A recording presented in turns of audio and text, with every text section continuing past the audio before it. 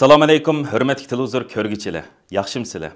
Dunyo Uyg'ur qurultiyi to'r televiziyasining kunlik xabarlar programmasiga hammanglar xush kelibsizlar. Men İftixar Abdurashid. Bugun chorshanba. Hurmatli ko'ruvchilar, tövəndə diqqətinizlər kunlik xabarlar programmamızning tafsilotida bo'lsin. 14 avgust Amerikaning Chicago shahrida boshlangan va har qaysi ellardan bo'lib 4000 dan ortiq vakil qatnashgan 9-navbatlik Dunyo dinlari parlament yig'iniga alayda taklif bilan qatnashib so'z qilgan Dunyo Uyg'ur qurultiyi ijroiya komitetining raisi va Uyg'ur kishilik huquq qurilishining direktori Ömer Qanat apandim butun dunyo musulmonlarini jiddiy irqiy qirg'inchilik duchor bo'layotgan va kommunist Xitoy hokimiyati tomonidan zo'ravonlarcha majburiydan sizlashtirilayotgan Sharq Turkiston Uyg'urlarini asos qilgan musulmon qarindoshlarga ega chiqishni, Xitoyning Sharq Turkistonda insoniyat qarshi yurgizayotgan jinoiy qilmishlarini to'xtatish uchun Xitoy hokimiyatiga amaliy inkos qaytarishga chaqirdi. 9-navbatlik Dunyo dinlari parlament yig'ini 18 avgust kunigacha davom qiladi. Yig'inning 15 avgustdagi bo'limida so'z qilgan Ömer Qanat apandimning yuqorqi bayonlari yig'in ahlining kuchli diqqatini qo'zg'agan nuqtalarning biri bo'ldi. Yig'in jarayonida har qaysi ellardan kelgan musulmon liderlar bilan keng doirada uchrashib suhbatlashish fursatiga erishgan Ömer Qanat apandim ularga Uyg'urlar masalasining xalqarodagi yangi yuzlanishi, Sharq Turkistonning navbatdagi vaziyati, G'arb demokratik ellarning Uyg'ur irqiy qirg'inchiligiga ko'rsatgan inkaslari, BDTning har qaysi organlari tomonidan Uyg'urlar haqida e'lon qilingan dokladlarning mazmuni qatorliq masalalar haqida tafsiliy tushuncha berishga tirishdi. Yig'inning guruh muzokaralarida so'z qilish fursatiga erishgan Ömer Qanat apandim Xitoy hokimiyatining o'zining Sharq Turkistonda yurgizayotgan jinoiy qilmishlarini yoshirish va oqlash uchun Sharq Turkistonda saxta va sun'iy manzarlarni yasab chiqib, o'ziga yaqin bir qism musulmon davlatlarning diplomatlarini Sharq Turkistonga ziyorat qildirish va ularning eg'iz bilan Xitoy Kompartiyasining Sharq Turkiston siyosatiga media o'qitish orqali dunyo jamoatchiligining ko'zini bo'yab kelganligini, shunga mayli iqtisodiy va yoki har qanday boshqa manfaatlar uchun Xitoy hukumatining o'rinlashtirishi bilan Sharq Turkistonga ziyoratga borgan diplomatlarning Xitoy hukumatining tashviqot uchun qo'llanganligini ta'kidlab o'tish bilan birga, agar Xitoyning degandek hamma ishlar shundoq yaxshi bo'lsa, nemishqa mustaqil tekshiruvchilarning rayonda tekshirish ilib berishiga yo'l qo'yilmaydi, bo'libmi tog'dek paktlar Xitoyning xalqaro qonunlarida ko'rsatilgan insoniyat qarshi ig'ir jinoyat o'tkazayotganligini ko'rsatib tursimi? Kishilik huquq tashkiloti yoki xalqaro axborotlarla emas, hatto Birlashgan Davlatlar Tashkilotimi Xitoyning insoniyat qarshi jinoyat o'tkazayotganligini ayblayotgan bir vaqtda Xitoyning ba'zilarini Sharq Turkiston kirishiga yo'l qo'yib, yana ba'zilarini cheklashi faqatlam Beijingning dunyodan bir narsani yoshirmoqchi ekanligini aniq ko'rsatadi deb ko'rsatdi va islom dunyosini Xitoyning jinoiy qilmishlariga sherik bo'lib qolmaslik haqida ogohlantirdi. 15 avgust kuni yig'in maydonidan stansimizning maxsus ziyoratini qabul qilgan Ömer Qanat apandim o'zining yig'in jarayonida ilib borgan faoliyatlar haqida qisqacha ma'lumot berib, mundaq dedi. Assalomu alaykum. Bugun 8 oyning 15 kuni tunugun Amerikaning Chicago shahrida 9 qitimliq Dunyo dinlar parlamentining umumiy yig'ini boshlandi va bugun 2 kuni bu yig'inga alayda taklif bilan qatnashyapmiz. Bugun atdigan o'sha alayda Uyg'urlarga begishlangan Uyg'ur irqiy qirg'inchiligini anlatadigan bir muhokama yig'iniga qatnashdik va uningda dunyoning har qaysi joylaridan kelgan diniy guruhlarning vakillariga, temsilchilariga Uyg'ur irqiy qirg'inchiligi, Xitoy hukumatining Uyg'urlar va Sharq Turkistondagi boshqa Turkiy xalqlarga qaratgan bostirish siyosati haqida ma'lumot berdik va ularning savollarini javopladik va bugun hozir tushdan keyin yana bu yig'inning umumiy sahnasida yana bir qitim bizga Uyg'urlar masalasini, Uyg'urlarning irqiy qirg'inchiligini anglatish fursati berildi. Bu yerda so'zlamoqchi, bu yig'inga 8000 odam o'zini anga og'izgan. Onundan hozir naq maydonda 4000 dan oshiq odam bor deydi.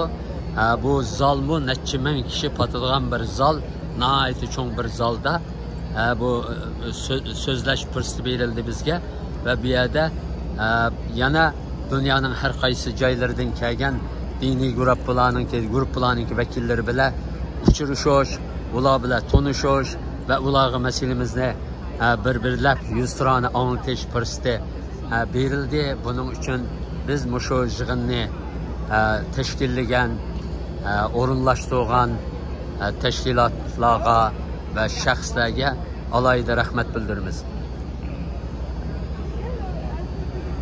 Ömer Qanat efendim yana 15 avgust kuni dunyoda nopuzliq matbuotlarning biri hisoblangan Diplomat jurnalda maxsus obzor e'lon qilib, xalqaro jamoatchilikning Xitoyning jinoiy qilmishlariga qarshi yetarlik darajada jazo va embargo tadbirlarini yo'l qo'ymaganligi sababli bugun Xitoyning Uyg'urlarga yurgizayotgan irqiy qirg'inchiligining normal bir ishga aylanib qolganligini ig'ir darajada tanqid qildi va bugun davom qilayotgan Uyg'ur irqiy qirg'inchiligining 2 dunyo urushi mezgilidagi Yahudi qirg'inchiligidan hech bir farqining yo'qligini amaliy misollar bilan sharhlab o'tgan Ömer Qanat efendim har qaysi ellarni va xalqaro organlarni BDT irqiy ayrimchiligiga qarshi turish xalqaro ahdnomasining ro'yiga amal qilib, o'zlarining insoniy majburiyatini ado qilishga va Uyg'ur irqiy qirg'inchilik masalasida sukutni buzib, Xitoyning jinoiy qilmishlarini to'sib qilish uchun xalqaro birlik safini yanada kuchaytirishga chaqirdi.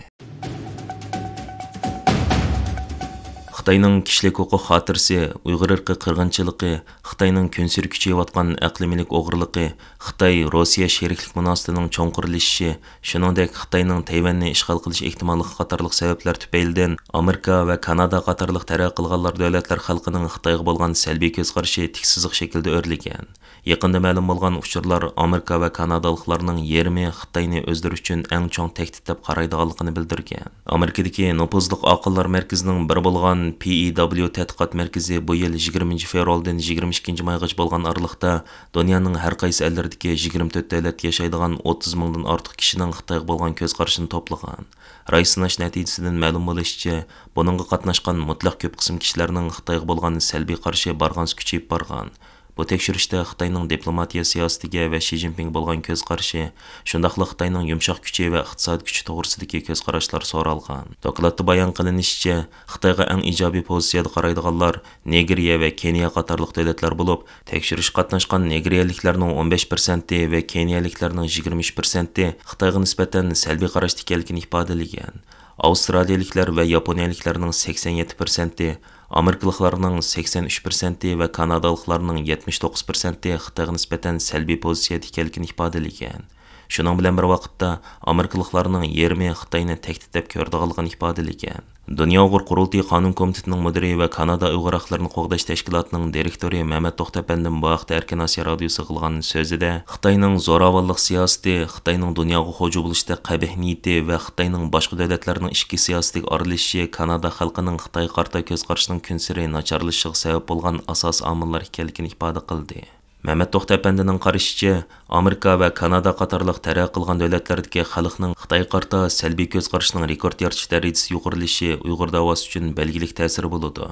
Uning fikricha, bu yuzlanish Uyg'ur davosi uchun muayyan ijobiy muhit yaratadigan bo'lsa-mu, buningdan qanday foydalanish va buni amaliy harakatga aylantirish Uyg'ur tashkilotlarga, jumladan Uyg'ur da'vogarlarining tirishchanligiga va qobiliyatiga zo'r darajada bog'liq ekan. PEW tadqiqot markazining tekshirish natijasidan ayon bo'lishicha, 24 davlatdagi 3dan 2 qism kishilar bo'libmi kirimi yuqori va taraqqiy qilgan Amerika, Kanada, Avstraliya, Yaponiya, Angliya, Germaniya va Shvetsiya qatorliq davlatlardagi xalqlarning mutlaq ko'p qismi Xitoyga qarshi salbiy ko'z qarashda ekan. PEW tadqiqot markazining tekshirish natijasidan ayon bo'lishicha, navbatda Xitoy haqidagi bu xil salbiy qarash yuzlanishi g'arb dunyosida tadrijiy yuqorilayotgan bo'lib, bu hol mohiyatda Xitoyning xalqarodagi dushmanlarini ko'paytiradigan bir muhim omil deb qaralayotganligi ma'lum. Amerika prezidenti Joe Biden 9 avgust kuni ma'muriy buyruq imzolab, Amerikaliklarni Xitoy, Hong Kong va Makao, yana Omandagi sun'iy aql, ilg'or yerim etkizgich va kvant texnikasi qatorliq yuqori texnikalik sohalarga mablag' solish va savdo qilishdan cheklagan edi. Ma'mur buyruqda yana Xitoy bilan bo'lgan odatdagi yerim etkizgich va boshqa sun'iy aql texnikasi savdosini Moliya ministrligining ko'zdan kechirishiga sunishmi talab qilingan. Amerika fuqarolari va Amerikada turayotganlarni birdek o'z ichiga oladigan bu taklif e'lon qilingandan keyin kuchli diqqat qo'zg'ab, Amerika Xitoy ikki davlatga munosabatlik yana bir yangi voqea bo'lib qolgan edi. Amerika Xitoy vaziyatini ko'zitib kelayotgan nurg'un mutaxassislar bu qarorning intayin to'g'ri bo'lganligini ifodalashmoqda. Chunki bu ilg'or yerim etkizgichga o'xshash yuqori texnik mahsulotlarni ishlab chiqarishda o'zini to'liq yetildirib bo'lolmagan Xitoy uchun zo'r bir bosh og'riq bo'lib, Xitoyning davlat manfaatiga bevosita ta'sir ko'rsatadi ekan. Amerika Oqsaroy amaldorlari bu vaqtda bergan bayonotida mazkur ma'muriy buyruqning Amerikaning tavakkul mablag'i va xususiy pay huquqi shirkatlarining mablag'i bilan birga keladigan bilim texnika, bozor va boshqa foydalardan Xitoyni cheklashni maqsad qilganligini ta'kidlagan edi.